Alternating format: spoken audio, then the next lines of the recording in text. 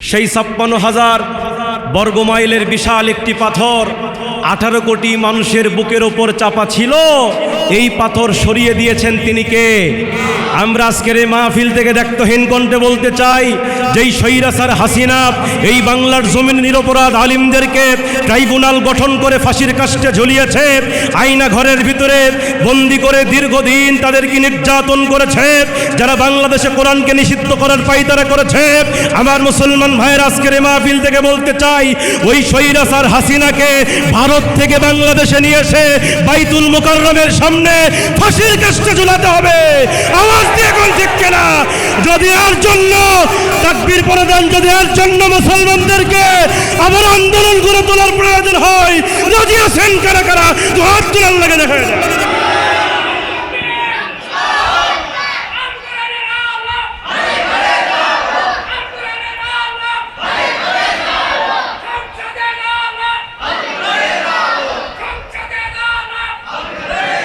আমরা ভুলে যাই নাই কোরআনের পাখির কথা, যেই কোরআনের পাখি 50 বছর বুকে কোরআন নিয়ে সারা পৃথিবীতে কোরআনের তাফসীর করেছেন, যার কোরআনের তাফসীর শুনে অসংখ্য অমুসলিমরা কালেমা পড়ে মুসলমান হয়েছে। সেই কোরআনের পাখিকে দীর্ঘ 13 বছর জেলের মধ্যে বন্দী করে বিনা চিকিৎসায় হত্যা করা হয়েছে। সেই আল্লামা সাঈদীর কথা আমরা ভুলি নাই, যে আল্লামা সাঈদী বাংলাদেশের জীবন্ত একজন অলি ছিল। তিনি পূর্বে যা বলে গিয়েছেন বর্তমানে বাংলাদেশে 100 মিলে গেছে, ঠিক কিনা বলেন? আল্লামা সাঈদী তিনি সেই বীর চট্টলার ময়দানে 5 দিনব্যাপী কোরআনের তাফসীর করতেন। তিনি সেই বক্তব্যে বলতেন যে এই যে এত মানুষ, হাজার হাজার লক্ষ লক্ষ মানুষ, আমি সাঈদীর আকর্ষণে আসে না, এই মানুষগুলো আসে আল্লাহর কোরআনের আকর্ষণে। সাঈদী সাহেব তিনি বর্ণনা করতেন, তিনি বক্তব্য দিকে বলেছেন, ভেজা বিড়ালের মতো 500 বছর বেঁচে থাকার লাভ নাই, সিংহের মতো 1 ঘন্টা বাঁচতে চায়। কথা কন না কেন? সেই আল্লামা সাঈদী দীর্ঘ 13 বছর কত নির্যাতন তাকে করা হয়েছে।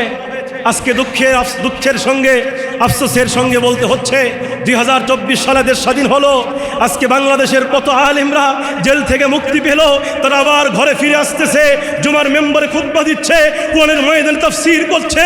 কিন্তু আল্লামা সাঈদী সাহেব আমাদের মাঝে আসতে পারলো না। আমাদের মনের ইচ্ছা ছিল সাঈদী সাহেবকে কখনো সরাসরি দেখে নাই, তার তাফসীর সরাসরি সামনে বসে শুনি নাই। কোনো একদিন আল্লামা সাঈদী মুক্তভাবে আর কোটি কোটি জনতা তার কোরআনের তাফসীর শুনবে। কিন্তু সেই তাফসীর শোনা থেকে এই জাতিকে মাহরুম করেছে স্বৈরাচার হাসিনা। সুতরাং এই হাসিনার কোনো ক্ষমা নাই। জনগণ ক্ষমা আছে। রাসূল মক্কা বিজয়ের পরে সাধারণ ক্ষমা করেছেন, কিন্তু দাগী আসামিকে ক্ষমা করে নাই। কথা কন না কেন? সবাই ক্ষমা পাবেন। আমার বড় ভাই বলেছেন হাসিনার কোনো ক্ষমা নাই, কাউয়া কাদেরের কোনো ক্ষমা নাই। এ কথা কন না কেন? কথাই কথাই বলতো খেলা হবে। কথা কন না কেন? আজকে কাউয়া কই? কথা কন না কেন? বাংলাদেশের মুসলমান হারকিন দিয়ে তোমার খোঁজে, তুমি কই? আবার মাঝে মাঝে শামীম ওসমান কাকা নাম শোনেন নাই? মাঝে মাঝে বলতো আমি তাহাজ্জুদ পড়ি 80 রাখা। কত? 80 রাখা তাহাজ্জুদ পড়ে, তারপরেও বলতো খেলা হবে। শামীম কাকাও নাই। কথা কন না কেন? জামাত ইসলাম বাংলাদেশের মাজলুম সংগঠন 17 বছর জুলুম স্বীকার করেছে, 17 বছর অত্যাচারিত হয়েছে, লাঞ্ছিত হয়েছে, তারপরও তারা পালায়নি। এ কথা কন না কেন?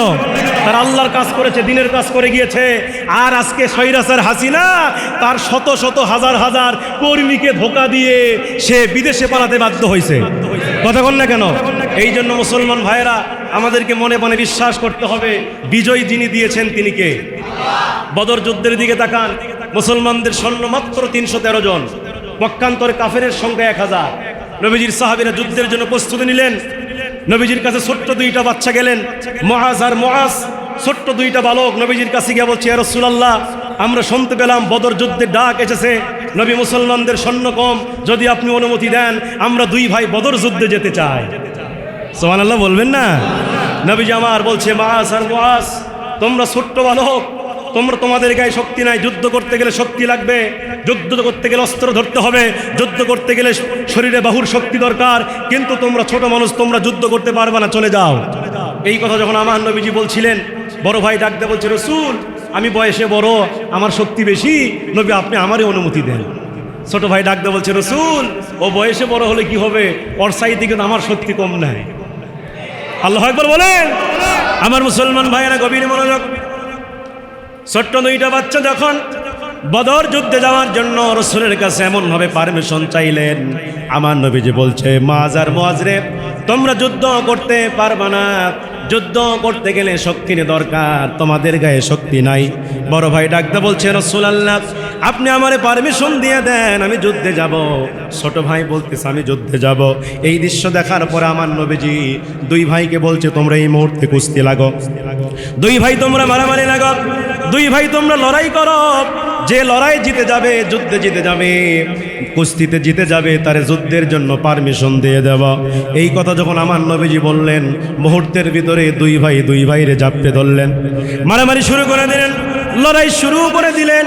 লড়াই যখন শুরু করে দিয়েছে আমার মুসলমান ভাইয়েরা, বড় ভাই ছোট ভাইরে মারতে মারতে বড় ভাই ছোট ভাইয়ের বুকের উপর বসে গেছে। বড় ভাই যখন ছোট ভাইয়ের বুকের উপর বসে গেছে, এমন সময় ছোট ভাই তলে পড়ে, বড় ভাইয়ের কাল্লাটা টেনে এনে এবার ছোট ভাই বড় ভাইয়ের কানের সামনে তার মুখটা লাগায় দিয়া ছোট ভাই ডাকতে বলছে বড় ভাইরে, আমরা একসঙ্গে খাবার খেয়েছি, একসঙ্গে আমরা গোসল করেছি, একসঙ্গে বিশ্বনবীর দরবারে এসেছি। ও বড় ভাইরে, তুমি কি আমাকে একাই রেখে যুদ্ধের ময়দানে গিয়া শাহাদতের পিয়ালা পান করবে নাকি? তুমি তোমার শক্তিকে হালকা করে দাও, তুমি তোমার শক্তিটাকে হালকা করে দাও। আমি তোমার বুকের উপরে উঠে আমার নবীকে প্রমাণ করে দিতে চাই আমিও তোমার চাইতে শক্তিতে কম নই। আমার মুসলমান ভাইরা, এই তো ছিল সাহাবীদের ঈমান। তারা যুদ্ধের ময়দানে গিয়েছে, সবচাইতে বড় নেতা আবু জেহেলকে খতম করেছে। শুধু বদর যুদ্ধের কথা নয়, তাবুক যুদ্ধের জন্য আমার নবীজি সাহাবায়ে কেরামকে ডাক দিলেন। আমার নবীজি সাহাবায়ে কেরামকে ডাক দিয়ে বলতে, ও আমার সাহাবীরা, যুদ্ধের দাম বেজে গেছে, এই মুহূর্তে তোমাদের মাল জড়ো করো, যুদ্ধের জন্য মাল দরকার আছে। নবী যখন এই ঘোষণা দিয়ে দিলেন, নবীজির সমস্ত সাহাবীরা যুদ্ধের জন্য মাল দেওয়া শুরু করলেন, অর্থ দেওয়া শুরু করলেন। মালের স্তূপ হয়ে গেছে। আল্লাহর নবী মালের স্তূপের পাশে দাঁড়িয়ে আছে। এমন সময় আমার নবীজি পাশে দেখতেছে একজন নব মুসলিম সাহাবী হাউমাউ করে কান্না করছে। সেই সাহাবীর নাম ছিল হযরত আব্দুল্লাহ দুল বাদাদাইন। নবীজি আমার কান্না শোনার সঙ্গে সঙ্গে আব্দুল্লাহ দুল বাদাদাইনের কাছে নবীজি মুহূর্তের মধ্যে চলে গেলেন। গিয়া বলছে, আব্দুল্লাহ রে, তোমার কি হয়েছে? তুমি কেন কান্না করো? তোমার কি হয়েছে? কেন তুমি কান্না করতেছ? আব্দুল্লাহ ডাকতে বলে, রাসূলুল্লাহ, ইয়া হাবিবাল্লাহ, নবী গো, আমার কান্নার কারণ হলো আজকের এই তাবুক যুদ্ধের ময়দানে সমস্ত সাহাবীরা দান করলো, এমনকি মহিলা সাহাবীরা পর্যন্ত দান করলো। তাদের গলার হার, নাকের ফুল, স্বর্ণের সমস্ত জিনিসগুলো যুদ্ধের ময়দানে দান করলো। কিন্তু নবী, আমি এত গরিব সাহাবী, আমার কাছে একটা দিরহাম দেবার মতো নাই, এই জন্য আমি আব্দুল্লাহ হাউমাউ করে কান্না করতেছি। আমার নবীজি আবার বলতেছে, আব্দুল্লাহ রে, তুমি তোমার কান্না বন্ধ করো। আব্দুল্লাহ বলছে, রাসূল, আমি কান্না বন্ধ করব না, আমি আপনার কাছে একটা বিষয় আবেদন করব নবী। আমার তো মাল নাই, তো কি হয়েছে নবী? আমার একটা জান আছে, আপনি আল্লাহর কাছে দোয়া করে দেন আজকের এই তাবুক যুদ্ধের ময়দানে আমি আমার জানটা যেন আল্লাহর জন্য দিতে পারি। আব্দুল্লাহ যখন রাসূলকে এই কথা বললেন, আমার নবীজি বলছে, আব্দুল্লাহ রে, যাও যাও, গাছের একটা বাকল আনো। নবীজির সাহাবী হযরত আব্দুল্লাহ দুল বাদাদাইন মুহূর্তের মধ্যে গাছের একটা বাকল আনলেন। আমার নবীজি আব্দুল্লাহর এই জায়গাতে গাছের বাকলটা পরায় দিলেন। গাছের বাকলটা পরানোর পরে আমার নবীজি দুইটা হাত তুলে দোয়া করছে, আল্লাহ, আমি আব্দুল্লাহ রক্তকে কাফেরদের জন্য হারাম করে দিলাম। নবী আমার যখন উল্টা দোয়া করলেন, আব্দুল্লাহ হাউমাউ করে কান্না শুরু করে দিল। আল্লাহু আকবার বলেন। আব্দুল্লাহ যখন আবার হাউমাউ করে কান্না শুরু করে দিল, আমার নবীজি আবার ডাক দেয়, বলে, আব্দুল্লাহ রে, আবার কেন কান্না করো? তোমার আবার কি হলো? আব্দুল্লাহ বলছে, রাসূলুল্লাহ, আমি চাইলাম যুদ্ধে শহীদ হতে, আমি চাইলাম আমার জীবনটা আল্লাহর জন্য উৎসর্গ করে দিতে, আর আপনি আমার রক্তকে কাফেরদের জন্য হারাম করে দিলেন। এই উল্টা দোয়া কেন করলেন? এই জন্য আমি কান্না করতেছি। আমার নবীজি তখন বলছে, আব্দুল্লাহ রে, কান্না বন্ধ করে দাও, কান্না বন্ধ করে দাও আব্দুল্লাহ। আমি রাসূল ঘোষণা দিয়ে দিলাম, তোমার কলিজার ভিতরে জিহাদের তামান্না থাকার কারণে, ইসলাম জমিনে প্রতিষ্ঠার এই তীব্র আকাঙ্ক্ষা থাকার কারণে, ও আব্দুল্লাহ, তুমি যদি বাড়িতে জ্বর হয়ে মারা যাও, আল্লাহ তোমাকে শহীদের মর্যাদা দান করবে। আল্লাহু আকবার বলে। এই ছিল সাহাবীদের ঈমান। কত দামি ঈমান ছিল দেখেন সাহাবীদের। নবীজি যুদ্ধে যাবেন, একজন মহিলা সাহাবী রাসূলের কাছে গিয়ে হাজির হলেন। ছোট্ট একটা বাচ্চা, ছোট্ট বাচ্চা, স্বামী নাই, স্বামী মারা গেছে, বড় কোনো সন্তানও নাই, ছোট্ট একটা বাচ্চা, মাসুম বাচ্চা নবীজির কাছে গিয়ে বলছে, রাসূলুল্লাহ, আমার দেবার মতো কিছু নাই, আমার স্বামী নাই, আমার বড় কোনো ছেলেও নাই, এই যে ছোট্ট একটা বাচ্চা আছে, আমি এই বাচ্চাটারে যুদ্ধের জন্য অক্ষ করে দিলাম, আপনি নিয়ে যান। নবীজি আমার ছোট্ট বাচ্চাকে কোলের মধ্যে উঠায় নিলেন। নেওয়ার পর আমার নবীজি বলছে, ও মহিলা সাহাবী রে, তুমি যে তোমার ছোট্ট বাচ্চাকে যুদ্ধের জন্য দিচ্ছ, এই বাচ্চা তো যুদ্ধ করতে পারবে না, এই বাচ্চা যুদ্ধের রণকৌশল বুঝবে না, এই বাচ্চা অস্ত্র ধরতে পারবে না, আমি তো ঝামেলায় পড়ে যাবো এর নিয়ে, তুমি নিয়ে যাও।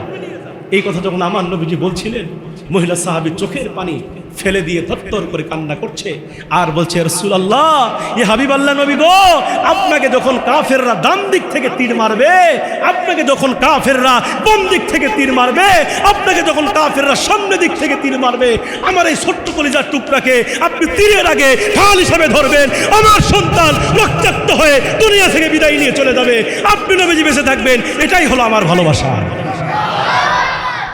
এই হলো নবীজির ভালোবাসা। আর আমাদের ভালোবাসা, ইয়া নবী সালাম আলাইকা, গরম গরম জিলাপি খা, এই ভালোবাসায় নবীজির আদর্শ সুন্নাত মানতে হবে আপনাকে। আপনি শুধু মনে করেন মিলাদ পড়া সুন্নাত, মিষ্টি খাওয়া সুন্নাত, মুখে দাড়ি রাখা সুন্নাত, মাথায় টুপি দেওয়া সুন্নাত, কিন্তু আপনি রাজপথে নেমে রসুলের সম্মান রক্ষার্থে নারায়ে তাকবীর আল্লাহু আকবার বলাও সুন্নাত, এটা আপনি মনে করেন না। কথা কন না কেন? একদল লোক আছে খালি মসজিদের কোণে তসবিহ টিপে, ওর খালি খালি সওয়াবের হিসাব বলছি, একবার গলি 49 কোটি।